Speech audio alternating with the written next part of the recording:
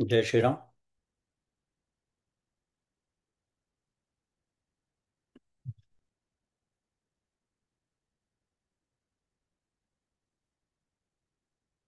ज्ञानेश्वरी भावदर्शन, अध्याय 9वा आणि ओवी क्रमांक 241 पर्यंत आपला अभ्यास आला होता. मागच्या वेळेला आपण 228 ओवी क्रमांक ते 241 असा अभ्यास केला होता. आधीचा जो श्लोक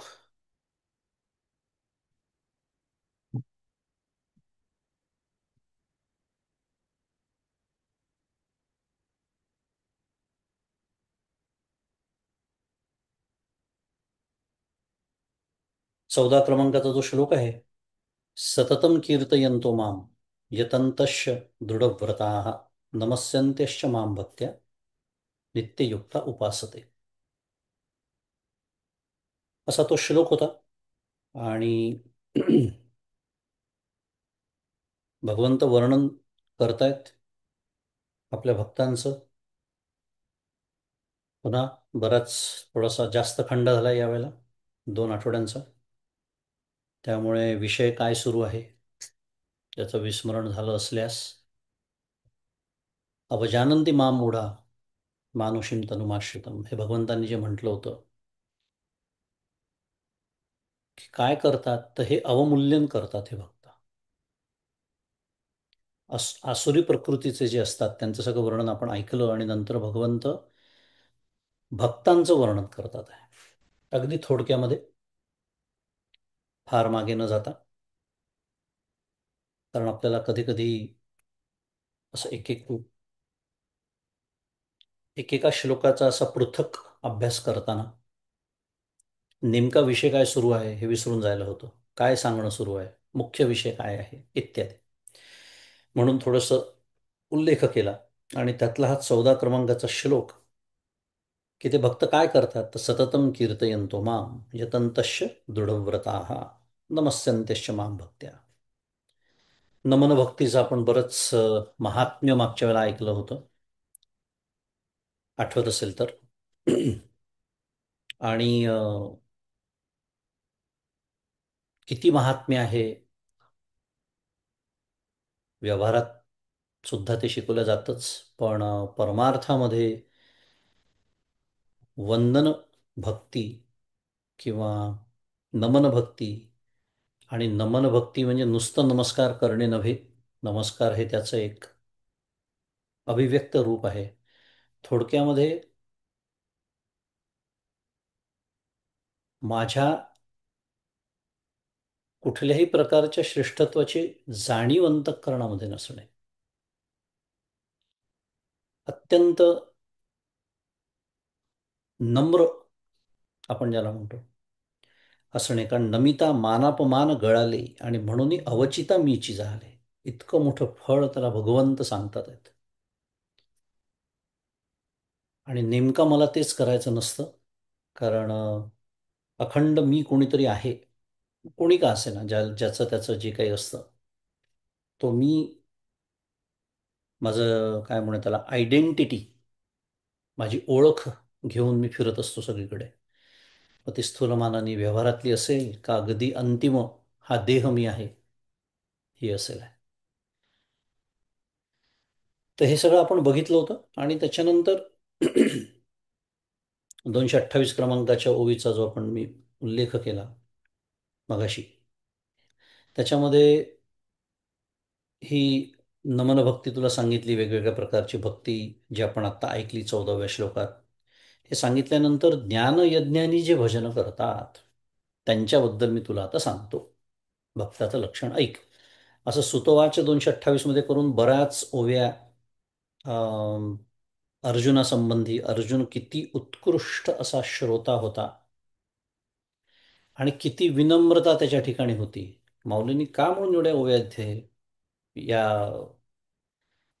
तसा विचार केला तर श्लोकात नसलेल्या विषयाला खर्च केल्या. अर्जुन श्रोता कसा होता, किती अधिकार संपन्न होता. नुसतं ते नव्हे तर शेवटच्या 237 क्रमांकाच्या ओवीमध्ये आपण भगवंत सुद्धा काय म्हणतात आहे ते पाहिलेलं आहे. की आता फार स्तुती आमची करू नकोस, तुझ्या केवळ ऐकण्याच्या आवडीने आम्हाला संतोष झालेला आहे. आणि त्या योगाने आम्ही आधीच भारावून गेलो आहोत, पुन्हा स्तुतीचा भार सहन करू शकू असे आमच्यात बळच उरलेले नाही, असं भगवंत म्हणतात. मुद्दा, जर अर्जुन आणि भगवंत इतकी विनम्रता त्यांच्या अंतःकरणात असेल, तर आपण कसं असलो पाहिजे. अखंड ऐकतो आहे आपण, अखंड.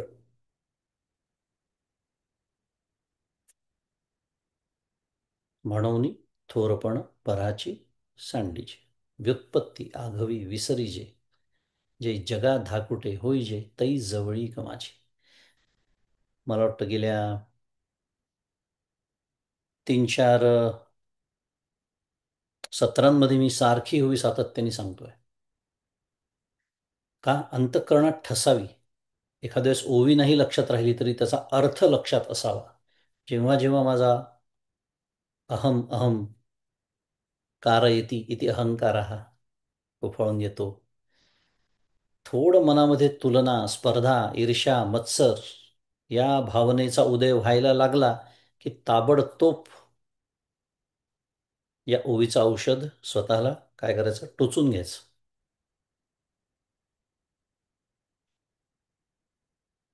रामकृष्ण हरी. किती वेळ आपण हे सांगितलं तरी कमी पडतं असा आपला अनुभव आहे. पुढे जाऊया. आणि मग 15 क्रमांकाचा जो श्लोक होता त्याच्यामध्ये भक्तांनी जो ज्ञानी भक्त आहे त्याचं वर्णन करायला काय केलं, सुरुवात केली. की ज्ञान यज्ञेन चाप्यन्ने यजंतो माम उपासते, एकत्वेन पृथक्त्वेन बहुधा विश्वतो मुखम, असा तो श्लोक 15 क्रमांकाचा. आणि त्याचा अर्थ पटकन, की काही भक्त ज्ञानयज्ञाने यजन करीत असता माझी भक्ती करतात. ज्ञानयज्ञेन च अपि अन्ये यजंत, उपासना करतात, भक्ती करतात. माम उपासते. आणि एकत्वेन, त्यामध्ये काही अधिकारी अभेद रूपाने, एकत्वेन पृथक्त्वेन, त्याच्या उलटा शब्द, काही अधिकारी भेद रूपाने आणि कनिष्ठ अधिकारी ते विश्वरूप असलेल्या माझी अनेक प्रकारांनी भक्ती करतात. बहुधा विश्वतो मुखम. आता याला ज्ञान यज्ञ असा शब्द वापरल्यामुळे माऊलींनी यज्ञ ही संकल्पना धरून एक रूपक आपल्या समोर उभं केलेलं आहे. कारण यज्ञ आपल्याला कळतो, यज्ञ आपण अनेकांनी प्रत्यक्षात पाहिला असेल, चित्र पाहिलं असेल, टी व्हीवर पाहिलं असेल, इत्यादी इत्यादी. यज्ञाची एक सर्वसाधारण कल्पना आपल्याला असते, भलेही त्याचे अर्थावे आपल्याला माहीत नसले, आपण तो स्वतः कधी केलेला नसला तरी सुद्धा. तर या श्लोकावरच्या 2 ओव्या, 203 ओव्या, 241 पर्यंत आपण आलो होतो. आणि मग गीता दीपस्तंभकडे वळलो. कारण गीता दीपस्तंभ या ग्रंथामध्ये 15 पर्यंतचा गट परमपूज्य काकांनी केला आहे. आणि आपण त्या 13, 14, 15 असा मला वाटतं 3 श्लोकांचा आपण अर्थ एकत्रित पुन्हा एकदा बघितला होता. आणि मग इकडे वळलो होतो या श्लोकाकडे आणि या ओव्यांकडे. तर पुन्हा ते ओव्या नको वाचायला, पण थोडक्यात मी जसं म्हणालो की यज्ञ शब्द आल्यामुळे माऊली एक रूपक आपल्यासमोर ठेवते, ज्ञानयज्ञ. मग हा जो ज्ञानयज्ञ असतो त्याच्यामध्ये तो जो यूप, म्हणजे तो जो खांब, ज्याला तो पशु बांधतात, ज्याचा बळी द्यायचा असतो यज्ञामध्ये, तो जो खांब आहे तो ईश्वराचा जणू काही पहिला संकल्प आहे. आणि तो जो मंडप आहे ती जणू काही पंचमहाभूत आहेत. आणि तो पशु म्हणजे जीव ब्रह्मातला भेद. बळी कोणाचा द्यायचा आहे? आज मला जे वाटतंय, मी जो जीवभाव धरून बसलेलो आहे, देहभाव धरून बसलो आहे, देह तादात्म्य धरून बसलेलो आहे. आणि मग एकदा हे अज्ञानाचं काय म्हणूया स्वीकृती झाली की पुढे अविद्येची मग यादी फार मोठी आहे. मग मी करता आहे, मी भोगता आहे, जग सत्य आहे, इत्यादी इत्यादी. ते विपरीत ज्ञान. पण त्याच्या मुळाशी असलेलं हे अज्ञान. अज्ञान काय आहे तर जीव ब्रह्मातला भेद. आणि ह्याला पशु म्हटलंय माऊलींनी. आणि पुढे पंचज्ञानेंद्रिय, पंचकर्मेंद्रिय, पंचप्राण किंवा पंचमहाभूतांचे गुण हे सर्व जणू काही यज्ञाची साधन सामग्री आहे. आणि यज्ञामध्ये जे घृत म्हणजे तूप घालायचं असतं, ते हवनीय ज्याला म्हणतात, ते जणू काही हे अज्ञान आहे. रूपक आहे, आपण समजू शकतो, आम्ही तेच मगाशी म्हटलं. आणि या यज्ञामध्ये मन आणि बुद्धी यांच्या कुंडामध्ये, ते कुंड जे आहे ते कशाचं आहे, ते मन आणि बुद्धीचं आहे. प्रज्वलित झालेला हा अग्नी जो आहे तो कसा आहे, तो ज्ञानरूपी अग्नी आहे. आणि भूतमात्रात ब्रह्मरूपाने जे साम्य आहे तीच कोणी मजबूत अशी वेदी आहे. ही समानतेची भूमी. वेदी म्हणजे आपण मागच्याला अर्थ बघितला होता या ओळीचा. ती जी यज्ञभूमी ज्याला वेदी असं म्हणतात, ती वेदी सिद्ध नसेल तर यज्ञ होऊ शकत नाही. मी वेदी कोणती आहे, या रूपकामध्ये ती वेदी कोणती आहे, तर ती समानतेची आहे. ब्रह्मरूपाने जे सर्वांमध्ये साम्य आहे त्याची ती वेदी आहे. इथपर्यंत आपण आलो होतो. पुढच्या ओवीकडे वळूया. 242 क्रमांकाची ओवी, आजच्या अभ्यासाचा विषय. हाच म्हणजे हेच रूपक माऊली पुढे सुरू ठेवते आहे. सविवेक मती पाटव, तेची मंत्रविद्या गौरव, शांती स्तृप ध्रुव जीव यजवा. आता रूपक सुरू असल्यामुळे यज्ञामध्ये जे इतर सर्व गोष्टी लागतात त्या काय आहेत हे माऊली सांगते. तर ब्रह्म जाणण्याकरता लागणारे जे आत्मानात्म विचारा सहबुद्धीचे चातुर्य. आत्मानात्म विचार म्हणजे काय आहे? इथे विचार शब्द आहे. विचाराचा अर्थच विवेक असा होतो. आत्मानात्म विवेक आहे. सार असार विवेक आहे. बरेच विवेकाचे प्रकार, पण मुद्दा माझा काय सुरू आहे? बुद्धीचं चातुर्य, विवेकासह वैराग्य, विवेकासह शम, विवेकासह दम इत्यादी, विवेकासह मुमुक्षुत्व. हे चातुर्य म्हणजे जणू काही तेच त्या यज्ञातील मंत्र आहेत, माऊली म्हणते. मंत्राशिवाय यज्ञ नसतो, आपल्याला माहिती आहे. फार महत्वाचा भाग आहे मंत्र. कारण बाकी सगळं आहे आणि मंत्र नाही आहे, यज्ञ सिद्धच होणार नाही. हे मी का बोलते सगळ्या गोष्टी? हे जे बारकावे आहेत, का म्हणून माऊलींनी आत्मानात्म विचारालाच मंत्र म्हटलं? काय सांगणं सुरू आहे? बाकी सगळं आहे. बाकी सगळं आहे म्हणजे परमार्थाच्या नावाने मी जे जे गोळा करतो, प्रत्येक नवीन प्रकाशित झालेला ग्रंथ माझ्या घरात असलाच पाहिजे. शक्य असेल तर तो इतरांना दिसलाच पाहिजे. पण ह्यांच्या घरात काय ग्रंथ असतात, काय अभ्यास करतात, वा, इत्यादी. मुद्दा, आपण परमार्थाच्या नावाने जो प्रपंच गोळा करतो तो त्याची आवश्यकता असते काही प्रमाणात, बरोबर आहे. पण तिथे जर बाकी ते आहे पण आत्मानात्म विचारच नाही, तर जणू काही सर्व यज्ञाची तयारी केली आहे पण मंत्रच नाही आहे. मंत्रच नसेल तर ती देवता प्रसन्न होईल कशी? त्या देवतेपर्यंत ते जे दिलेलं केलेलं हवन आहे ते पोचणार कसं? मुद्दा माझा एवढाच सुरू होता. प्रत्येक वेळेला आपल्याला सविस्तर सांगणं शक्य नाही आहे, पण असं चिंतन आपल्याला करायचं की माऊलींनी ह्याला हा दृष्टांत दिला. आत्मानात्म विचाराला मंत्र म्हटलं, का म्हटलं असावं? पशु जसं आपण बघितलं, तर पशुचा बळी बळी द्यायचा असतो. म्हणजे ते बळी कशाचा द्यायचा आहे? भेदज्ञानाचा बळी द्यायचा आहे, इत्यादी.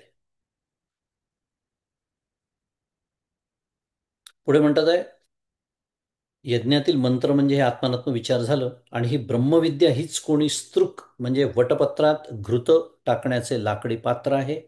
आणि मनाची शांती हीच कोणी स्त्रुवा म्हणजे कमलपत्राप्रमाणे वर्तुळाकार लाकडाची पळी आहे.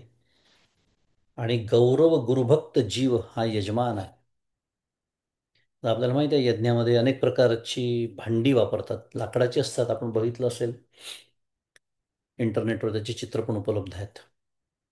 वेगवेगळ्या कामासाठी वेगवेगळ्या प्रकारची पळ्या वापरतात, त्या लाकडाच्या असतात पूर्वीच्या पद्धतीप्रमाणे. त्याला नावं सुद्धा आहेत. एकाला स्त्रुवा म्हणतात, एकाला स्तृप म्हणतात, इत्यादी. पण यजमान कोण आहे? यज्ञाला कोण बसलेला आहे? जीव बसलेला आहे. जीव बसलेला आहे म्हणजे कोण आहे? मी आहे. म्हणजे हा यज्ञ कोणी करणं अपेक्षित आहे? मी करणं अपेक्षित आहे. तो कोणत्या पद्धतीने करायचा आहे? त्याच्यासाठी एवढं मोठं रूपक माऊलीत आपल्यासमोर उभं करते आहे. कारण ह्याला काय म्हटलेलं आहे? ज्ञानयज्ञ असं म्हटलेलं आहे. आणि ज्ञान यज्ञेन म्हणजे ज्ञानम एव भगवत विषयम यज्ञ. भगवत विषय ज्ञानरूप यज्ञ आहे. आणि रूपक इथे जरी असलं तरी हा यज्ञ आहे ज्याला प्रत्यक्षात लौकिकातलं खरं काही लागत नाही. कारण अखंड चिंतन, अखंड अनुसंधान, अखंड भगवत विषयच विषय तो त्यांचा झाला नारायण. न आवडे जन धन माता पिता. ज्ञानयज्ञ. आणि त्याची पळी आहे असं म्हणतात आहे. आणि गौरव गुरुभक्त जीव हा यजमान आहे तो प्रतिती चेनी पात्रे विवेक महामंत्रे ज्ञानाग्नी होत्रे भेदुनाशी. 243 क्रमांकाची ओवी. मग तो जीव म्हणजे यजमान जो आहे तो काय करतो? तर परोक्ष ज्ञानाच्या पात्राने. काय सुंदर दृष्टांत आहे पहा. आत्मानात्म विवेकाच्या महामंत्राने. मगाशीच आपण पाहिलं आत्मानात्म विवेक, सारासार विवेक, नित्यानित्य विवेक, हे सर्व विवेक हे जणू माझ्या ज्ञान आता इथे हा काय म्हणतात त्याला, रूपक या दृष्टीने नाही विचार करायचा आहे. हा ज्ञानयज्ञ मला करायला सांगतात आहेत. तर माझ्या ज्ञानयज्ञामध्ये महामंत्र कोणता असला पाहिजे? आत्मनात्म विवेकाचा. आणि जसं यज्ञातले मंत्र शिकावे लागतात, संथा घ्यावी लागते, घोकावे लागतात, योग्य स्वरात म्हणण्याचं शिक्षण घ्यावं लागतं, पाठ करावे लागतात, पाठ झालेले आठवावे लागतात, ते विसरू नये म्हणून वारंवार म्हणावे लागतात. हे सर्व आत्मानात्म विवेकाला लागू पडतं. अखंड तो विवेक जागा ठेवावा लागतो, तो वापरावा लागतो, इत्यादी इत्यादी. त्यामुळे आत्मानात्म विवेकाच्या महामंत्राने अपरोक्ष ज्ञानरूपी अग्नीत हवन करण्याच्या भेदरूपी पशूचा नाश करतो. ही जी पात्र आहेत, पात्र यज्ञामध्ये पात्र आपण आत्ता पाहिलं, 2-3 नावं इथे दिलेली आहेत. स्त्रुवा, स्त्रुक. पात्र म्हणजे काय? यज्ञ करण्याचं साधन. बरोबर. मग इथे पात्राला काय म्हटलंय? परोक्ष ज्ञान. हे जणू काय आहे? पात्र आहे. म्हणजे परोक्ष ज्ञानाने काय होणं अपेक्षित आहे? काय देणं अपेक्षित आहे? अपरोक्ष ज्ञानरूपी अग्नी प्रज्वलित झाला पाहिजे.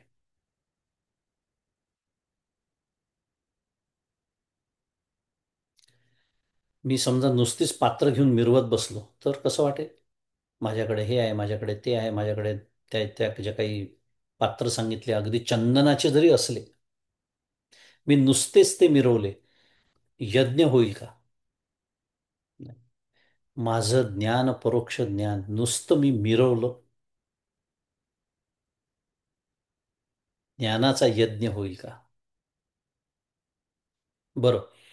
यज्ञ झाल्यानंतर आपण ते डोक्यावर घेऊन मिरवतो का ते पात्र? अरे ह्या पात्रांमुळे हा यज्ञ शक्य झाला, आता मी अखंड डोक्यावर हे वाहणार. काय सांगतोय मी? अविज्ञाते परे तत्वे शास्त्रादेतिस्तु निष्फला. विज्ञातेपि परे तत्वे शास्त्रादेतिस्तु निष्फला. विवेक चूडामणी. हे साधन आहे, हे लक्षात ठेवायचं आहे. कारण परमपूज्य काका म्हणतात, नाहीतर तो वेद डोक्यावर बसतो. ती शास्त्र, वेद म्हणजे शास्त्र, माझा केलेला मी परोक्ष ज्ञानाचा अभ्यासच डोक्यावर बसतो, गचांडी धरतो माझी. कारण ज्ञानियाचे झुंबे कंठी नाना संकटी नाचवी. नमन भक्ती विसरायची नाही. आवश्यक निश्चितच आहे, कारण त्याच्याशिवाय यज्ञ करता येणार नाही म्हणून. पण ते साधन आहे, अखंड लक्षात ठेवायचं आहे. किती गोष्टी शिकता येतात या रूपकामधून. काही कारण आहे म्हणून माऊलींनी त्याला त्या त्या उपमा दिलेल्या आहेत, ते दृष्टांत म्हणून वापरलाय. त्यामुळे अपरोक्ष ज्ञानरूपी अग्नीत हवन करण्याच्या भेदरूपी पशूचा नाश करतो. जीवब्रह्मातला भेद हाच तो पशु. आणि अपरोक्ष ज्ञान याचाच अर्थ जीवब्रह्मैक्य ज्ञान. म्हणजेच त्या भेदाचा आता काय झालेला आहे, जणू काही नाश. म्हणजे जणू काही नाही, नाश होतोच, जणू काही त्या पशुचा नाश झालाय असं म्हणायचं. तेथ अज्ञान सरोनी जाई आणि यजिता यजन हे ठाये, आत्मसमरसी न्याये अवभृती जेव्हा. 244. की त्यावेळी अज्ञानरूपी घृत संप. कधी? जेव्हा अपरोक्ष ज्ञानरूपी तो जो अग्नी आहे तो जेव्हा धडाडून पेटतो. आणि तो मुळात का पेटतो? तर ते घृत त्याच्यामध्ये घातलेलं असतं. कशाचं घृत? अज्ञानाचं घृत. म्हणजे तूप, पुन्हा एकदा पातळ तूप. आज्य आणि घृत अशी दोन संस्कृत नाव आहेत तुपाला. त्यावेळी अज्ञानरूपी घृत संपून जाते आणि यज्ञ करणारा कोण असतो? तो जीव यजमान. आणि त्याने केलेला काय ज्ञानयज्ञ समाप्त होतो. समाप्त होतो. आणि हा जेव्हा जीवरूपी यजमान आत्मैक्यरूपी पाण्याने अवभृत स्नान करतो. सुंदर मौलींनी इथे हे रूपक फार सुंदर पद्धतीने रंगवलेलं आहे. कारण यज्ञ झाल्यानंतर जे स्नान असतं, अत्यंत महत्त्वाचं स्नान करायचं असतं, ज्याला अवभृत स्नान असं म्हणतात. यज्ञामध्ये सहभागी सर्वजण ते स्नान करतात. फार महत्त्वाचं स्नान. इथे स्नान कशाचं आहे? कोणत्या पाण्याचं स्नान आहे? तर जीवरूपी तो जो यजमान आहे, जो स्नान करतो, तो कोणत्या पाण्याने चिंब भिजतो? आत्मैक्यरूपी पाण्याने. कारण यज्ञाची परिसमाप्ती झालेली आहे.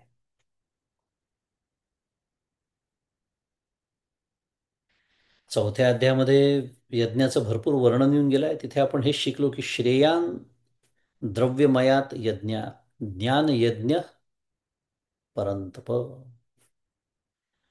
सर्व कर्माखिलम पार्थ ज्ञाने परिसमाप्यते. श्रेयान द्रव्यमयात यज्ञात, की द्रव्यादी हे जे सगळे यज्ञ आहेत, द्रव्यादी यज्ञ म्हणजे ज्या ज्या यज्ञाला हे सगळे द्रव्य, द्रव्य म्हणजे पदार्थ, पदार्थ म्हणजे आपण आत्ता जी सगळी यादी पाहिली ती, ते घृत असू द्या, ती स्तृक असू द्या, इत्यादी इत्यादी, ती वेदी असू द्या, हे सर्व ज्या ज्याला हे जे द्रव्यादी यज्ञ आहे, या यज्ञांपेक्षा भगवंत काय म्हणतात आहे? ज्ञान यज्ञ सर्वात श्रेष्ठ आहे. आणि ही जी सर्व श्रौत स्मार्त कर्मे, आणि कर्मामध्ये मोडतो, यज्ञ हा कर्माचा मोठा भाग आहे. ते कशामध्ये समाप्त होतात? ज्ञानातच समाप्त होतात. आणि ज्ञानातच समाप्त होतात याचा अर्थ असा आहे की ह्या सर्वांचं देणं, किंवा ह्यांनी मला काय देणं अपेक्षित आहे, मला काय याच्यातनं मिळणं अपेक्षित आहे, तर ज्ञान हे अपेक्षित आहे. म्हणून श्रेयान द्रव्यमयात यज्ञात ज्ञान यज्ञ परंतप, सर्वात सर्वश्रेष्ठ यज्ञ नाम जप यज्ञ, तो परम न बाधू सके स्नानादी, न बाधू शके स्नानादी कर्म. माऊली ज्ञानेश्वरीतच बोलते आहे. पण काय इतकी आम्हाला कर्म करण्याची इतकी आतमधून ओढ असते ना, की आम्हाला असे ज्ञानयज्ञ, नामजपयज्ञ हे नाहीच आवडत. कारण ते मिरवता येत नाही हो, ही समस्या आहे. आता मी नाम घेतलं, कुठे मिरवणार? कारण असं काही लिहून कपाळावर लिहून फिरता नाही येत ना, माझं इतकं नाम झालं, माझं तितकं नाम झालं. पण बाकीचे हे यज्ञ म्हणले की भरपूर कर्माला जबरदस्त वाव असतो. कारण एक तर जगात आधीच बातमी पसरते, हे यज्ञ करणार आहेत, यांच्याकडे यज्ञ आहे, मग हा यज्ञ, मग तो यज्ञ, मग तो एवढा मोठा झाला होता, मग त्याला एवढे लोक आले होते. करू नये असं सांगणं सुरू नाही हा. ते करण्याचे उद्देश वेगळे आहेत. पण माझ्या स्वतःच्या पारमार्थिक प्रगतीबद्दल बोलणं सुरू आहे.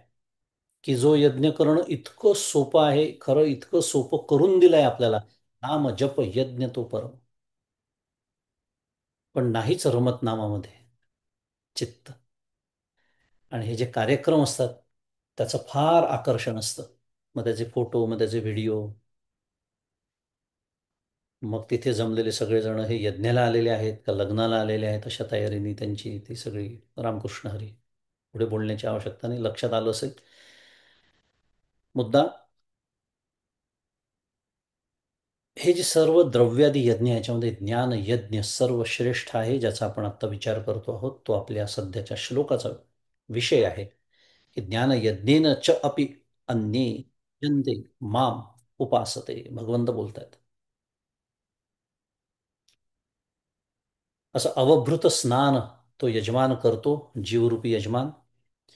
तेव्हा भूते विषय करणे हे वेगळाले काही न म्हणे, आघवे एकची ऐसे जाणे. आत्मबुद्धी 245 क्रमांकाची ओवी आहे. हे झाल्यानंतर काय होतं तर तेव्हा पंचभूते, पंच विषय, पंच इंद्रिये, पंच प्राण हे आत्मस्वरूपापेक्षा वेगळे आहेत असे तो ज्ञानी समजत नाही. आत्मदृष्टीने हे सर्व एकच आहेत असे तो जाणतो. याला काय म्हणायचं? ज्ञानयज्ञ.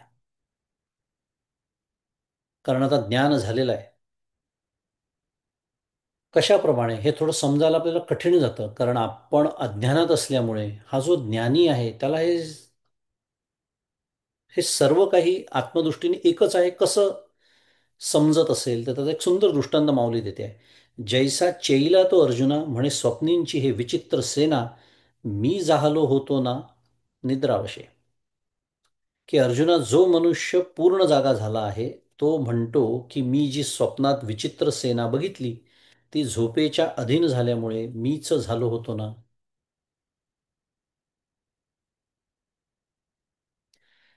आपण सर्वजण स्वप्न बघतो, विविध पदार्थ दिसतात स्वप्नामध्ये. कितीतरी म्हणजे नानाविध, ज्याचं वर्णन करता येणार नाही. म्हणजे कदाचित जे व्यवहारात सुद्धा शक्य नाही अशा गोष्टी स्वप्नात दिसतात. पण कल्पना करा, इतकी विविधता, इतके चेतन अचेतन पदार्थ, इतके माझे ओळखीचे अनोळखी लोक, मनुष्य तर प्राणी, निसर्ग, हे कुठून आलं? हे गोळा करून आणलं का बाहेरून कुठून? आणि जर आणलं असेल तर मग ते वेगवेगळं घालवावं लागतं का? त्या माणसांना हाकलावं लागतं का? ते झाडं तोडून टाकावे लागतात का? मगच मला जाग येते का? जाग आल्यावर एका क्षणात हे सर्व संपतं? एका क्षणात संपतं. मग याचा अर्थ काय? याचा अर्थ असा आहे की माझंच अंतःकरण हे सर्व झालं, प्रसवलं. म्हणजे विविधता दिसते आहे, पण मीच हे सर्व काही झालो. आणि म्हणून तर मी जेव्हा जागा होतो, माझं अंतःकरण जेव्हा जागं होतं, तेव्हा एका क्षणात हे सर्व नाहीसं होतं. काही वेगळं काहीच करावं लागत नाही. माऊली दृष्टांत देते. हे जसं असावं हे आपल्या, पुन्हा दृष्टांत कसा द्यायचा असतो? ज्याला विषय आपण समजून सांगतोय त्याच्या अनुभवातला विषय घेऊन बोलावं लागतं, त्याला म्हणायचं दृष्टांत. हा आपल्या अनुभवाचा विषय आहे. मग त्याप्रमाणे 247 क्रमांकाची ओवी की आता सेना ते सेना नव्हे, हे मीच एक आघवे, ऐसे एकत्वे मानवे विश्वतया. की आता सेना ती सेना नाही, तर हे सर्व मीच एक आहे असे तो म्हणतो. हे जसे तसे त्या ज्ञानी पुरुषाला हे विश्व, हे नानात्व असे एकाच रूपाने अनुभवास येते. एकाच रूपाने, जसं ते एकाच रूपाने स्वप्न दिसलं. कितीही विविधता असू द्या, मग त्या विविधतेचा वेगळ्याने असा विचार करण्याची आवश्यकताच उरत नाही, कारण त्यातलं एकत्व आता जाणलेलं आहे. एकत्व जाणलेलं आहे. मनसी वेद माप्तव्यम नेह नाना अस्ति किंचन, न इह नाना अस्ति किंचन. डोळे उघडल्यावर मी सारखं बोलतो आपण की भेद दिसणार आहे. ते डोळे डोळ्यांचं काम करणार, कान कानाचं काम करणार, इंद्रिय इंद्रियांचं काम करणार, ते ठीक. पण हा भेद सत्य नाही, अभेद आहे. कारण तो अनुभवलेला आहे, प्रत्यक्ष अनुभवलेला आहे, अवभृत स्नान झालेला आहे. त्या पशुचा बळी गेलेला आहे. अज्ञान संपलेलं आहे. ज्ञान झालेलं आहे. ज्ञानाची जागृती आलेली आहे. म्हणून ते स्वप्न होतं किंवा आहे हे कळलेलं आहे, दृढनिश्चय झालेला आहे.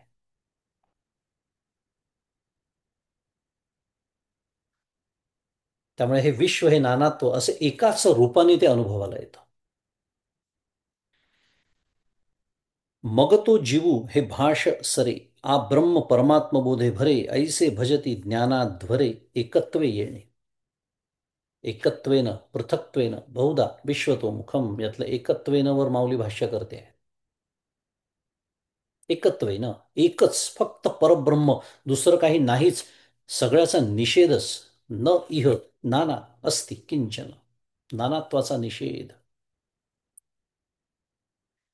त्यामुळे मग तो जीव हे भाष सरे म्हणजे मग त्या अनुभवाच्या स्थितीमध्ये काय होतं, तर जीव आहे आणि तो अज्ञानी करता भोगता मनुष्य ही भाषाच संपून जाते. आणि ब्रह्मदेवापासून कृमी कीटकापर्यंत जे प्राणी आहेत ते सर्व परमात्म ज्ञानाने भरून जातात. आता पहा किती सुंदर हा विषय आहे. हा अनुभवाचा विषय म्हणून इथे सांगितला आहे. आणि मगाशी आपण नमन भक्तीबद्दल बोलत होतो. आता कळलं त्याचं महात्म्य रहस्य काय आहे, मार्मिकता काय आहे. का नमन भक्तीने परमेश्वर प्राप्त होतो? कारण नमन भक्तीमध्ये कृत्रिमता जरी असली, मी जाणीवपूर्वक ते जरी करत असलो, मी सर्व भूतांच्या ठिकाणी जर मी नम्र होत असलो, मग इथे तसं म्हटलं आहे काय, ब्रह्मदेवापासून कृमी कीटकापर्यंत. ब्रह्मदेव असो की कृमी कीटक असो, सर्वांच्या हृदयामध्ये कोण आहे? तो परमात्मा आहे. मग त्याला वंदन करतोय ना आपण. आपण त्या कीटकाला किंवा ब्रह्मदेवाला नाही वंदन करत आहे, नमन करत आहे. मुद्दा हे साधन इतकं सामर्थ्य संपन्न का आहे? इतकं सोपं साधन, इतकं साधं, जे वाटायला साधं वाटतं पण करायला अत्यंत कठीण आहे. आपला अनुभव आहे, कारण अहंकार सुटतच नाही. आणि स्थूल अहंकाराबद्दल तर मी बोलतच नाही आहे. स्थूल अहंकार असतील तर रामकृष्ण हरीच आहे. सूक्ष्म अहंकार सुद्धा. याचं कारण आहे, मला जे जे देखीचे भूत ते ते माने जे भगवंत, ही धारणाच नसते माझ्या अंतःकरणाची. मला भगवंत दिसतच नाही त्याच्या हृदयातला, म्हणून तर मला त्याला नमन करावं असं वाटत नाही. मला काय दिसतं? बंडल ऑफ 3 गुण. ते गुण भिंतीसारखे आडवे येतात आणि मग त्याचे 3 आणि माझे 3, टक्कर. शुद्ध मराठीत त्याला फ्रिक्शन असं म्हणतात. फ्रिक्शन इन रिलेशनशिप मोठा विषय आहे अमेरिकेतल्या लोकांचा तो. How to manage relationships. मला गंमत वाटते सगळं ऐकलं की. कारण आतमध्ये जखम तशीच, वरून मलमपट्टी करणं, हे जे काही सगळे उपाय चाललेले असतात व्यावहारिक, फंडामेंटल समजलेले नाही, ब्ल्यू प्रिंटच समजलेली नाही आहे. And they are coming up with solutions and writing New York best sellers on it. परमार्थ आपल्याला शिकवतो fundamental blue print design of life काय आहे. 3 गुणांचं मिश्रण कसं असतं प्रत्येकाच्या अंतःकरणात. पण स्वरूपाकडे लक्ष ठेवून रूपाशी व्यवहार कसा करता येतो, ही कला सद्गुरू शिकवतात परमपूज्य काका. कारण व्यवहार तर करावा लागतो. आणि गुणागुणेषु वर्तंत, व्यवहार गुणागुणांमधलाच असतो. पण मी जेव्हा नमन करतो, पुन्हा नमन करतो, सारखा आपण बोलतोय, प्रत्यक्ष नमस्कार करणं असा त्याचा अर्थ नाही. ती त्याची एक अभिव्यक्त रूप आहे. मनातून अत्यंत नम्र असणं प्रत्येकाच्या ठिकाणी. बघा तुम्ही, संतांचं व्यवच्छेदक लक्षण आहे ते. तपासून पहा हवं तर. आपल्या भाग्याने आपल्या आयुष्यात आहेत संत. म्हणून ते उठसूट प्रत्येकाला नमस्कार करतात असा अर्थ नाही आहे, पण हृदयातून अत्यंत नम्र आहेत ते.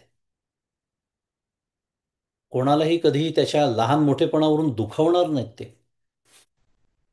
नव्हे कोणालाच दुखवू शकणार नाही, म्हणूनच त्यांना संत म्हणतात. अत्यंत निरागसता त्यांच्या ठिकाणी असते. असो, मुद्दा ब्रह्मदेवापासून कृमी कीटकापर्यंत जे प्राणी आहेत ते सर्व परमात्म ज्ञानाने भरून जातात. याप्रमाणे काही भक्त या एकत्वाच्या ज्ञानयज्ञाने माझे भजन करतात. भजन कशाचं आहे? एकत्वाच्या ज्ञानयज्ञाचं भजन आहे. आणि या भजनात एकत्वाशिवाय दुसरी प्रतीतीच नसते. दुसरी प्रतीतीच नाही. म्हणून आता जे जे देखे जे भूत ते मानिजे नाहीच, भगवंतच आहे. नानात्व नाहीच, हे समस्तही श्री वासुदेव. ऐसा प्रतिती रसाचा होतला भाव, म्हणून भक्ता माझी राव आणि ज्ञानिया तोची. आहे की नाही ज्ञानेश्वरीतली ओवी, 7व्या अध्यायातली आपण शिकलोय ओवी. हे समस्त ही श्री वासुदेव.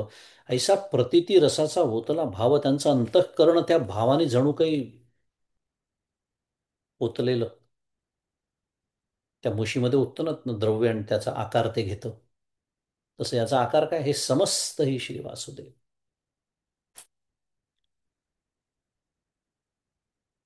मग त्या ठिकाणी त्या अंतःकरणामध्ये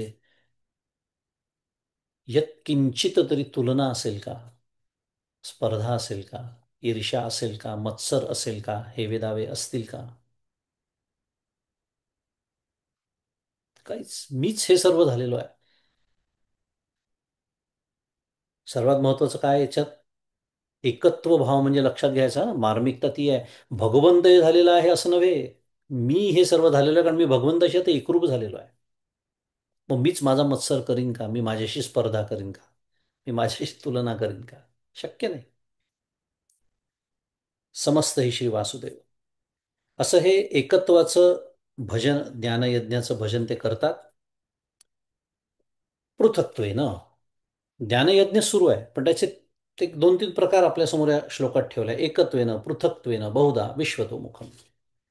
पृथक्त्वेनं म्हणून अथवा पुढचा प्रकार सांगतात आहे, अथवा अनादि हे अनेक, जे आनासारिखे एका एक आणि नामरूपाधिक तेही विषम. यानंतर दुसरा भजनाचा प्रकार असा की हे विश्व अनादि कालापासून अनेक स्वरूपाचे आहे. या विश्वातील प्रत्येक पदार्थ एकमेकांपासून एकमेक अगदी विलक्षण आहेत, आणि प्रत्येक पदार्थाची नामे, रूपे, जाती, क्रिया, संबंध हे देखील भिन्न भिन्न आहेत.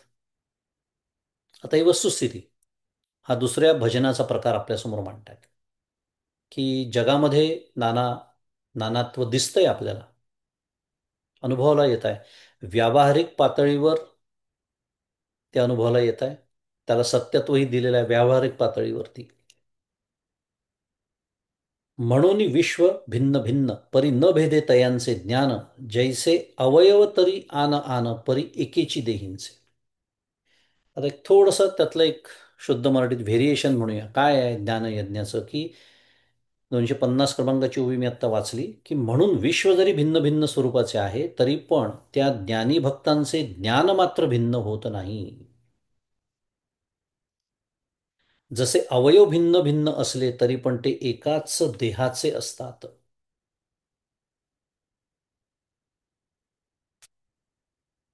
हात म्हणजे वेगळा देह, पाय म्हणजे वेगळा देह, असं आपल्या मनात तरी विचार येतो का आपल्या देहाबद्दल? कधी नाही.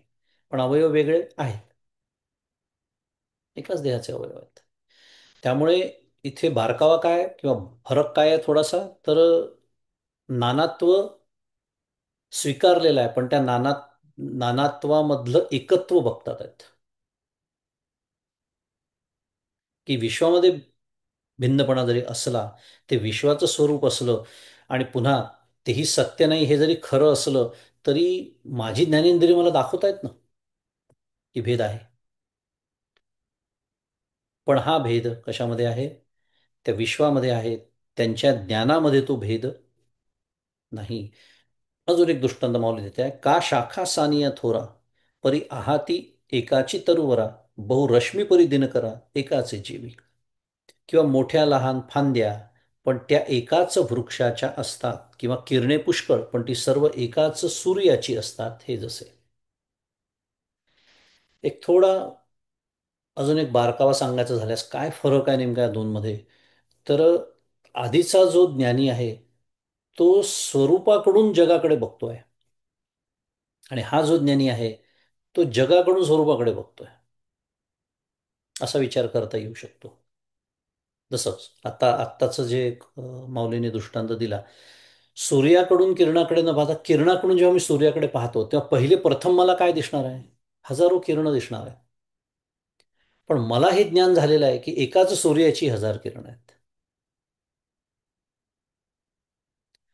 म्हणून म्हणालो मी ज्ञानयज्ञ सुरू आहे, पण थोडा एक अभेदाचा ज्ञानयज्ञ आहे एकत्वेनं, तर दुसरा भेदाचा ज्ञानयज्ञ, भेद स्वीकारून केलेला ज्ञानयज्ञ असं म्हणूया, जो आपल्याला दिसतो, समजतो, कळतो आहे, तो म्हणजे पृथक्त्वेनं. या अर्थाचं माऊलींनी ओव्या घेतल्या.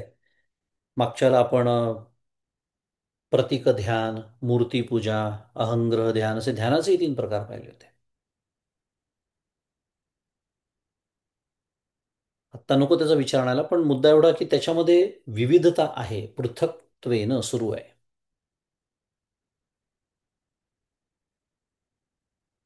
अन्य गोष्टीचं अन्य गोष्टीवरती ध्यान, त्याला प्रतीक, जसं आपण म्हटलं होतं, शाळीग्राम एक उदाहरण दिलं होतं, किंवा जसं वर्णन आहे शास्त्रामध्ये तशी मूर्ती,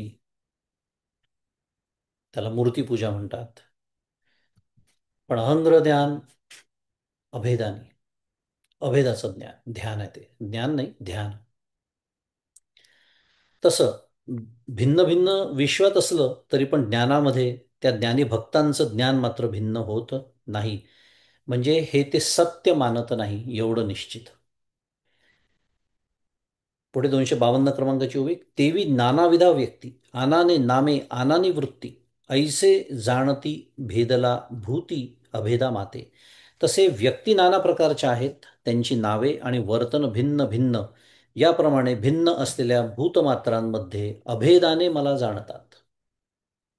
जसं मी मगाशी म्हणालो, बारकावा थोडा काय आहे, हे भिन्नता ही गृहीत धरून त्याच्या पाठीमागचं अभेद तत्व बघतायत. तर पहिल्या याच्यात ते काय म्हणतात, नाही एकच आहे, हे सर्व एकच, हे सर्व एकच. त्यांचा व्यवहार कठीण होऊन जातो. कदाचित ते महात्मे असे समाजापासून दूर एकांतामध्ये राहणारे, कारण व्यवहार म्हटलं की आलं व्यवहारातलं, व्यवहारासारखा जो करावा लागतो. येणे वेगळालेपणे पांडवा करीती ज्ञानयज्ञ बरवा. माऊलीस याला सुद्धा ज्ञानयज्ञच म्हणते, कारण त्यातल्या अभेदाचं ज्ञान झालेलं आहे. येणे वेगळालेपणे पांडवा करीती ज्ञानयज्ञ बरवा, जे न भेदती जाणीवा जाणते म्हणूनी. 253 क्रमांकाची ओवी, की अर्जुना, या विश्वाच्या वेगळेपणाने जे ज्ञानात भेद करीत नाहीत ते चांगल्या प्रकारचा ज्ञानयज्ञ करतात, कारण ते पुरुष प्रत्यक्षादी प्रमाणांनी या विश्वात व्यावहारिक भेदाची प्रतीती येत असून सुद्धा, तसं मी मगाशी म्हणालो, सर्वं खल्विदं ब्रह्म या श्रुती प्रमाणानुसार सर्व ब्रह्म आहे या पारमार्थिक अभेदाला अनुभवाने जाणणारे असतात. ते एक अजून एक विचार आहे, पहा तुम्ही ऐकला असेल, नष्टमानस, बहुमानस, समनस्क, हे जीवनमुक्तांचे प्रकार सांगितले शास्त्रामध्ये. ते सुद्धा विचार आपण, तो जो जीवनमुक्तांचा प्रकार आहे तो याला आपण लावून घेऊ शकतो. कारण हा जो ज्ञानी आहे हाही ज्ञानीच आहे. काय म्हटलंय, करीती ज्ञानयज्ञ बरवा म्हटलेला आहे, अतिशय चांगल्या प्रकारचा ज्ञानयज्ञ हे पण करतात. पण विश्वात जी व्यावहारिक भेदाची प्रतीती जी आहे ती जरी येत असली तरी त्यांनी त्यातला अभेद अनुभवलेला असल्यामुळे, पण तरीही अभेद अनुभवून व्यवहार न बिघडू देता व्यवहार हे करू शकतात. बहुमानस, समनस्क वगैरे मी जे बोललो, तोही विचार आपण या संदर्भात करू शकतो. पुढे म्हणतात, नातरी जेधवा जिये ठाई देखती का जे जे काही, ते मी वाचुनी नाही ऐसाची बोध. आता तिसरा भजनाचा प्रकार म्हणजे एकत्वेनं झालं, पृथक्त्वेनं झालं. आता बहुधा विश्वतोमुखम याच्यावर माऊली भाष्य करते. तिसरा भजनाचा प्रकार असा की जेव्हा ज्या ठिकाणी जे जे काही पाहतात ते ते सर्व माझ्या वाचून, म्हणजे ब्रह्मा वाचून दुसरे नाहीच, असाच त्या ज्ञानी भक्तांचा अखंड बोध असतो. पुन्हा तिसऱ्या प्रकारातही भेद किंवा नानात्व जे दिसतं ते स्वीकारून, म्हणजे या दृष्टीने तिकडे बघून त्यातलं अभेद तत्व बघणं सुरू आहे. त्यांचा अखंड बोध असतो. आणि त्याचा एक सुंदर दृष्टांत दिलाय समजण्यासाठी अजून, की पाहे पा बुडबुडा जेवता जाई तेव ते जळ एक तया आहे, मग विरे अथवा राहे तरी जळाची माझी. असे पहा की बुडबुडा जिकडे जाईल तिकडे त्याला एक पाणीच भेटत असते. पाण्यामध्ये बुडबुडा आहे. कुठेही तो फिरला लाटेवरती इकडे तिकडे तरी अखंड त्याला काय भेटणार आहे? पाणी. मग तो नाहीसा झाली तरी पाण्यातच नाहीसा होतो, आणि अथवा राहिला तरी पाण्यातच राहतो.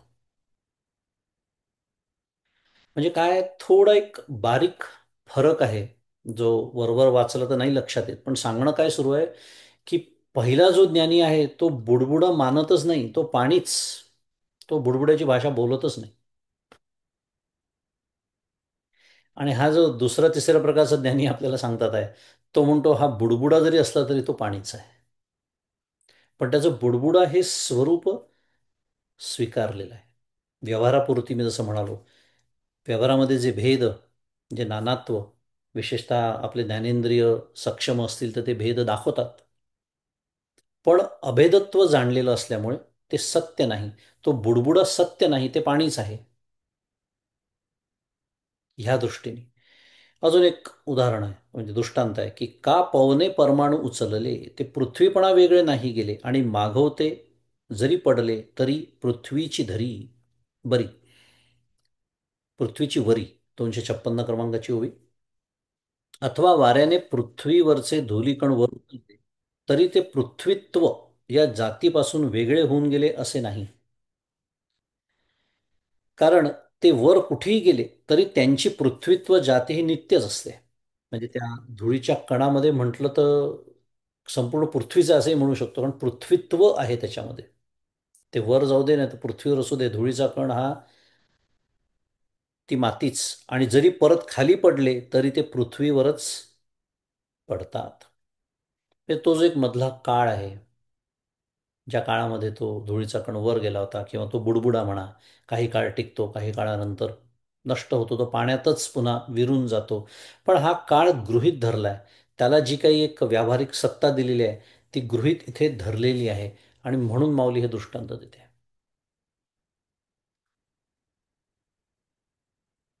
तैसे भलतेथ भलतेणे भावे, भलतेही हो अथवा नोहावे, परी ते मी ऐसे आघवे होऊन ठेले. त्याप्रमाणे कोणत्याही देशकालात कोणताही पदार्थ कोणत्याही रूपाने असला अथवा नसला तरी त्या पदार्थाचा देश काल रूप, त्याची सत्ता, त्याचा अभाव, ते सर्व मी म्हणजे ब्रह्म आहे असे त्या ज्ञानी भक्तांच्या अनुभव दृष्टीने होऊन राहिलेले असते.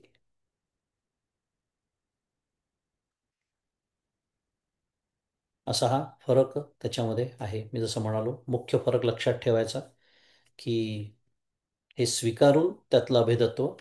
तर दुसरे हे, ती भाषाच बोलत नाही, फक्त एकत्वाचीच भाषा बोलत, हे सर्व परब्रह्म बस, संपलं.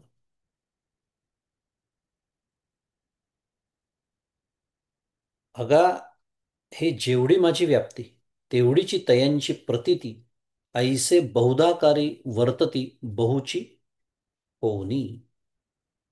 की अरे जेवढी माझी व्याप्ती तेवढाच त्यांचा अनुभव असतो. हे एक महत्वाचं वाक्य आहे. ही ओवी एका दृष्टीने फार महत्वाची आहे. अगा हे जेवढी माझी व्याप्ती तेवढीची तयांची प्रतीती, मी जसं म्हणालो. नाही तर आपल्या पुन्हा मनामध्ये हे वाचताना किंवा ऐकताना असं कुठेतरी पुन्हा पृथकपणा राहून जातो. काय, भगवंत हे सर्व झालेलं आहे. आता भगवंत हे सर्व झालेलं आहे असं म्हणताना सुद्धा मी माझा हात इकडे करतो, म्हणजे पुन्हा मी वेगळा भगवंतापासून. असं होतं की नाही आपलं? बरेच वेळा आपण ऐकलं असतं, भगवंत हे सर्व, ही सर्व सृष्टी भगवंताची आहे, तोच हे सर्व झालेलं आहे. अरे हे सगळं ठीक आहे, पण पुन्हा मी वेगळा राहून बोलतो, असं हे नाही, हे सांगणं सुरू आहे ते, बरं का. की माझी जेवढी व्याप्ती तेवढा त्यांचा अनुभव असतो. म्हणजे काय, ते माझ्याशी एकरूपच झालेले आहेत. म्हणजे माझी जेवढी व्याप्ती तेवढा माझा त्यांचा अनुभव, म्हणजे मी जेवढा तेवढेच ते, कारण त्यांचा अनुभव याचा अर्थ तेवढेच ते झालेले आहेत, हे सांगणं सुरू आहे. आणि ज्या पदार्थात मी ब्रह्मरूपाने आहे त्या पदार्थात ते ज्ञानीही आत्मरूपाने असतात. स्पष्ट म्हटलेलं आहे. ते आत्मरूपाने असतात म्हणजे काय? हे समस्तही श्री वासुदेव हे म्हणताना मीच वासुदेव त्याच्याशी मी एकरूप झालेलो असल्यामुळे हे सर्व काही मीच झालेलो आहे. याप्रमाणे ते अनेक प्रकारच्या पदार्थांच्या आकारात अनेक होऊन असतात. म्हणून मी मगाशी म्हणालो, मीच जर बहु झालो असेल तर मीच माझ्याशी स्पर्धा करीन का? माझ्याशी तुलना करीन का? जर मीच हे सर्व झालेलो आहे. कारण ईश्वर सर्वभूताना मृद्देशेर्जुन तिष्ठती हा श्लोक आपण जेव्हा सांगतो ऐकतो 18व्या अध्यायातला, तेव्हा पुन्हा कुठेतरी मनामध्ये पुन्हा तुमच्या हृदयात भगवंत आहे, माझ्या हृदयात भगवंत आहे, हे बोलताना सुद्धा डोक्यात कुठेतरी दोन वेगळ्या गोष्टी आहेत का? त्या नाही. एको देव सर्वभूतेषु गूढ.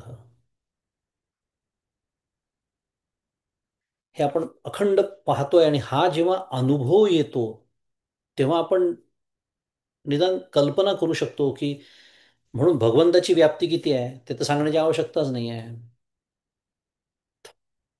त्याची व्याप्ती हा शब्दच खरं बोलणं म्हटलं तर एका दृष्टीने हास्यास्पद होऊ शकतं. पण त्याची व्याप्ती सांगणं काय सुरू आहे? तो जसा अमर्याद आहे तसं त्यांचं ज्ञान अमर्याद आहे, त्यांचा अनुभव सुद्धा अमर्याद आहे. म्हणून माझी व्याप्ती तेवढा त्यांचा अनुभव. ज्या पदार्थात मी ब्रह्मरूपाने म्हणजे सर्व पदार्थांमध्ये, त्यामुळे ते सुद्धा सर्व पदार्थांमध्ये ते ज्ञानीही काय असतात? आत्मरूपाने असतात. आणि म्हणून अनेक प्रकारच्या पदार्थांच्या आकारात अनेक होऊन असतात. एकच पण अनेक पदार्थांचा आकार जणू काय दिसतो. एकच पाणी पण हजार बुडबुड्यांच्या रूपाने दिसतं. एकच सोनं हजार दागिन्यांच्या रूपाने दिसतंय. आता इथे त्या दागिन्यांचा आकार गृहीत धरून बोलणं चाललंय म्हणून पहिले जे असतात ज्ञानी आपण बोललो ते म्हणतात फक्त सोनं आहे बाकी काही नाही. हा फरक थोडासा.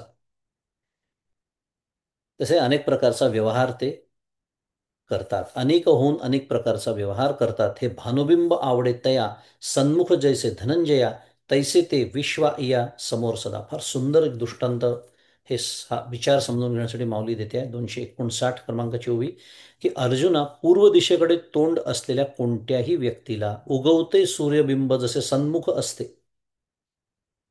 आहे की नाही? हा सुंदर दृष्टांत आहे.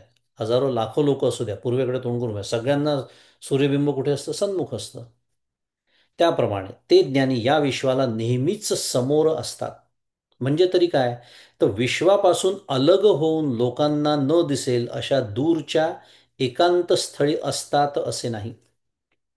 जे मी मगाशी म्हणालो पहिल्या प्रकारचे ज्ञानी एकांत स्थळी असू शकतात. कारण त्यांच्या ठिकाणी त्या दागिन्याचा व्यवहारच नाही आहे, फक्त सोनं. पण व्यवहाराला दागिने लागतात, सोन्याचा व्यवहार नाही करतायत. हे तसे असतात.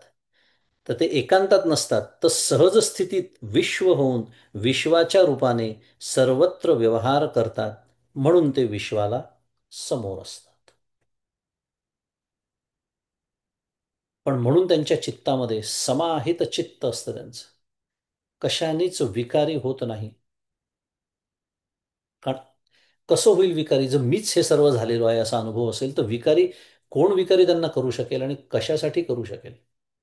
विकारी करणारा आणि विकारी होणारा जर एकच असेल तर विकारी होणं हे संभवतं का? विचार करा. का? म्हणून संत प्रशांत असतात. तो ज्ञानी प्रशांत वर्णन केलेलं आहे त्याचं. प्रशांत अखंड आनंदात. कारण आनंदाला आता धक्का लावण्याचं सामर्थ्यच कुठल्या पदार्थात उरलेलं नाही.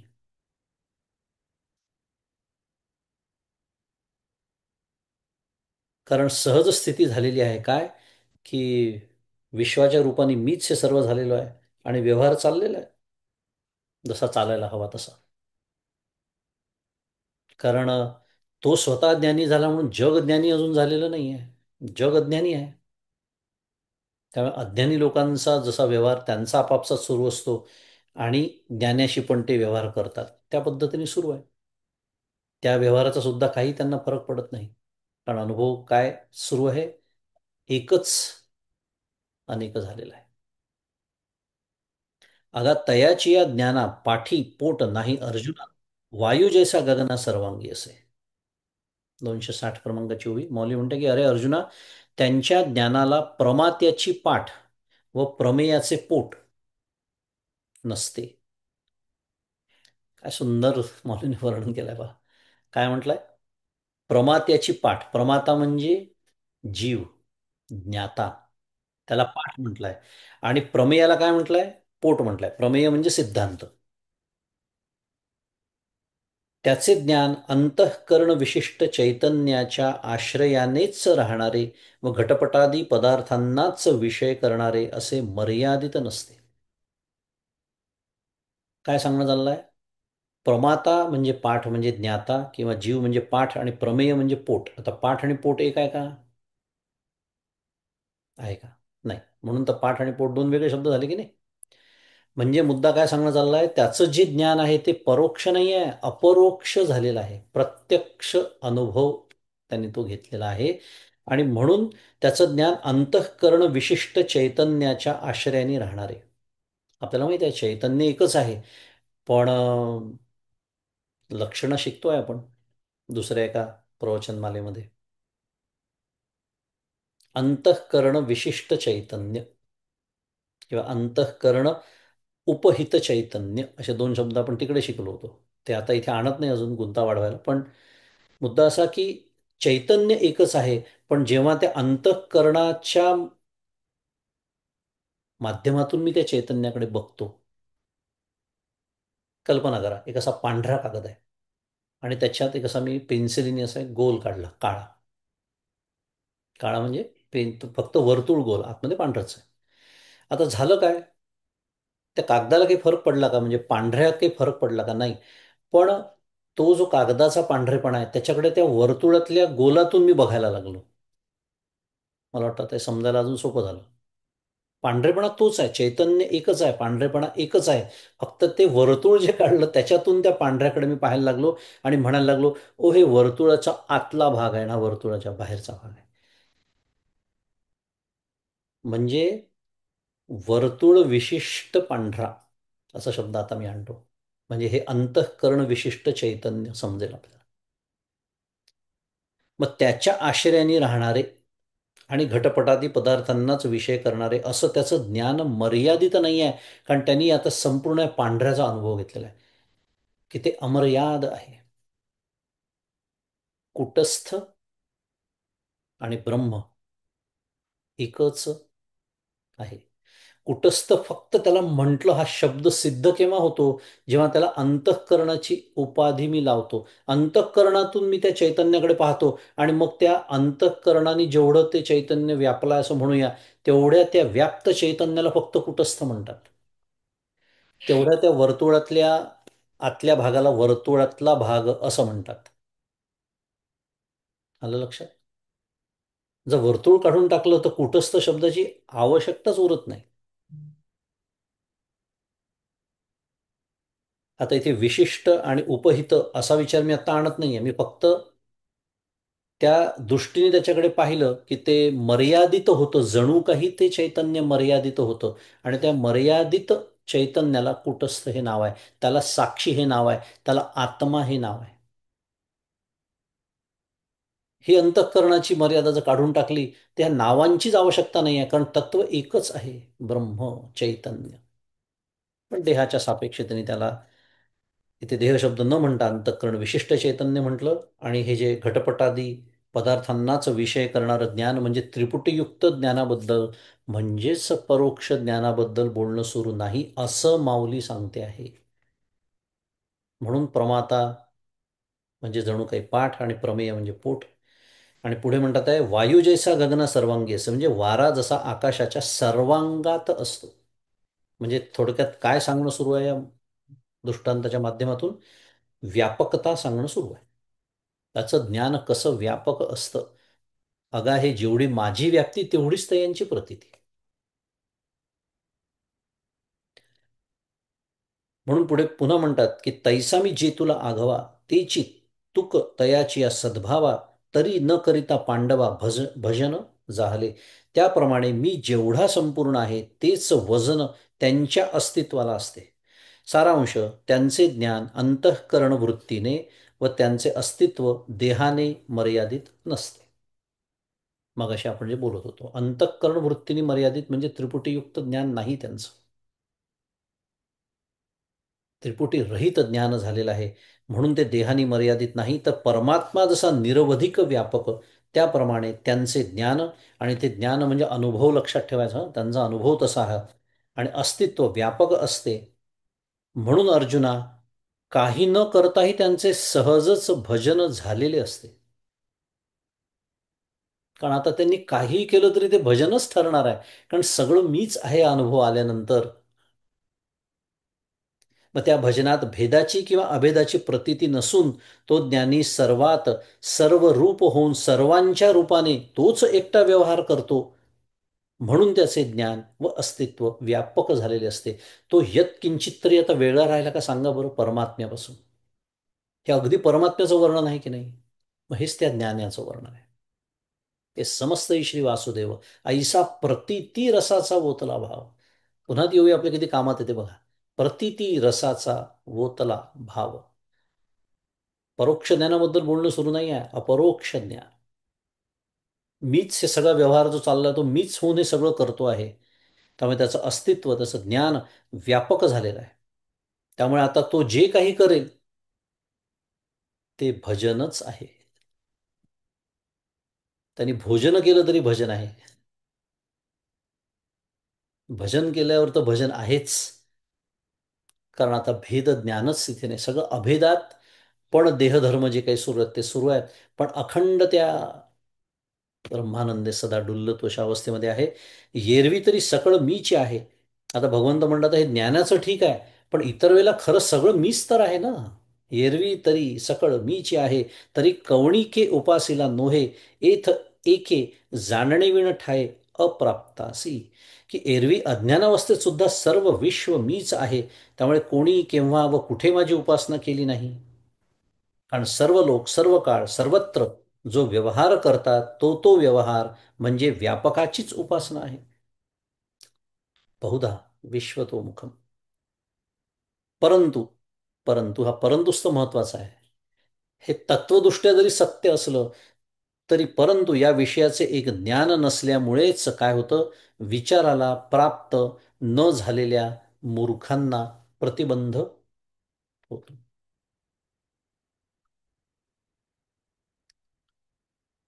एक सुंदर ओवी या संदर्भात आठवली, ज्ञानेश्वरीतलीच आहे. देखे मनुष्य जात सकळ, स्वभावत भजनशीळ, जाहली असती केवळ माझी आठवणी.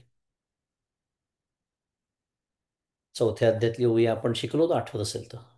अगदी या अर्थाची ओवी आहे. काय म्हणतात आहे भगवंत तिथे, की देखे मनुष्य जात सकळ. अरे संपूर्ण मनुष्य जात, असं नाही म्हटलं धार्मिक लोक, आस्तिक लोक, ज्यांची माझ्यावर श्रद्धा आहे, ते भारतीय लोक. देखे मनुष्य जात सकळ, असं कसं शक्य आहे? करा विचार. तो जो नास्तिक मनुष्य आहे तो तर देवाला मानतच नाही, ना कधी देवाच्या दर्शनाला जात, ना कधी हात जोडत.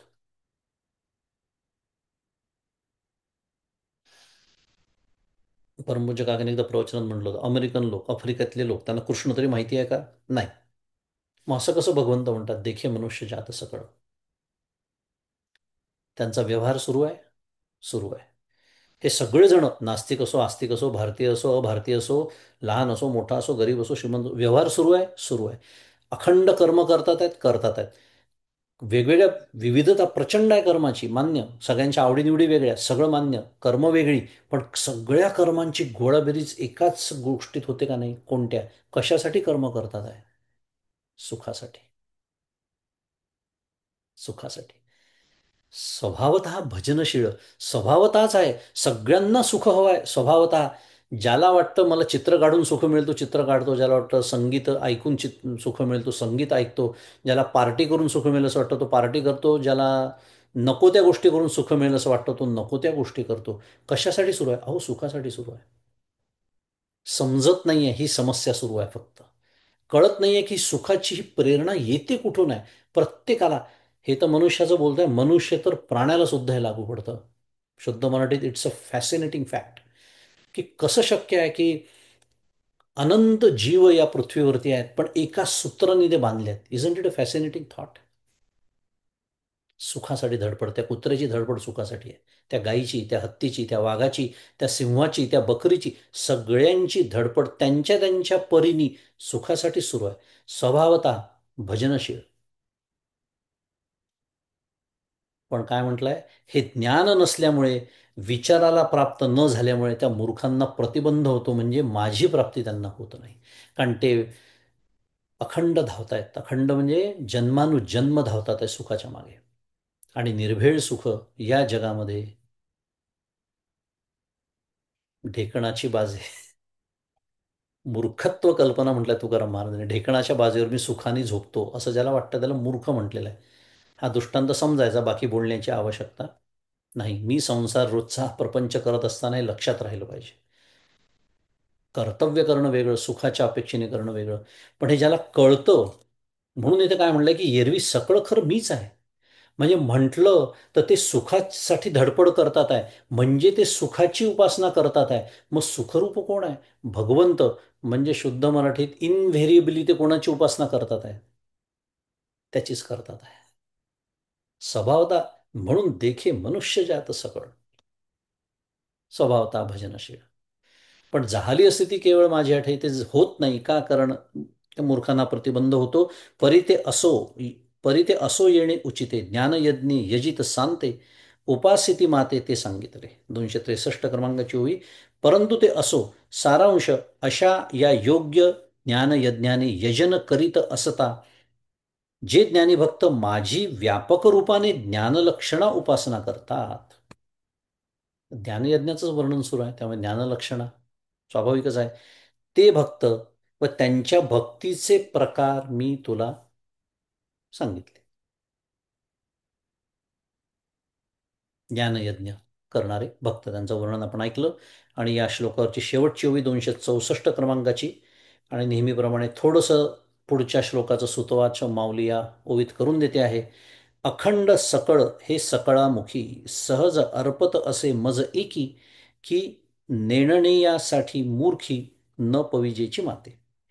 म्हणजे एरवी सर्व माणसे सर्व काळ सर्वांच्या मुखात जे जे काही अर्पण करतात ते ते सर्व एका माझ्यातच सहज समर्पित होतात. आता हे कसं शक्य आहे? आपण आत्ताच ऐकलं. कारण सर्व तोच झालेला आहे, सर्वांच्या हृदयात तोच आहे. पुन्हा हे बोलताना सुद्धा कसं वाटतं बा, तोच म्हणलं की मी पुन्हा वेगळा राहतो. कारण अज्ञानातलं हे बोलणं आहे ना. ज्ञानी म्हणतो मीच हे सर्व झालेलो आहे, तो त्याचा अनुभव असतो. पण ते माझ्या एकातच समर्पित होता. सारांश, जगात कोणीही कोणाकरिताही कोणतेही भोग समर्पण केले, कोणत्याही देवतेला केले, काय 7व्या अध्यायात हे सर्व खूप छान येऊन गेलं. 7व्या अध्यायात एक श्लोक आहे. कामैस्तैस्तै ऋतज्ञाना प्रपद्यन्तेन्य देवता तं तं नियममास्थाय प्रकृत्या नियता स्वया. म्हणजे वैषयिक सुखाच्या इच्छेनी ज्यांचं विवेक ज्ञान हरण केलेलं आहे ते प्रकृतीच्या अधीन झालेले लोक काय करतात? आगमोक्त नियमांचा आश्रय करून अन्य देवतांची उपासना करतात, असं आपण शिकलो 7व्या अध्यायामध्ये. पण ते अप्रत्यक्षरित्या माझीच उपासना करत असतात असं भगवंतांनी तिथे पण सांगितलं होतं. त्यामुळे कोणाही करता भोग समर्पण केले तरी ते सर्वांतर्यामी भगवंतालाच प्राप्त होतात. परंतु हे केवळ न कळल्यामुळे मूर्खाने जे काही केले असेल ते मला प्राप्तच होत नाही. आणि म्हणून मूर्ख याचा अर्थ अज्ञानी. आणि म्हणून मग जन्मानुजन्म, कारण कर्म तर आपण सर्वच जण करतो आहे, पण ते कर्म मी भगवंतासाठी करत नाही, मी माझ्यासाठी करतो, सकाम करतो, फलाच्या अपेक्षेने करतो, फलाच्या अपेक्षेने सुखी होतो, दुःखी होतो, विकारी होतो इत्यादी. म्हणून ते भगवंतापर्यंत पोचतच नाही. आणि म्हणून राम म्हणे, ग्रासोग्रासी तोची जेविला उपवासी. परमपूज्य काका एक सुंदर युक्ती सांगतात साधनेची, की भोग घडत असताना, त्याग घडत असताना जर मी भगवंताचं स्मरण ठेवलं तर ते भोग आणि त्याग दोन्ही त्याच्याकडे रवाना होतात, मी मोकळा राहतो.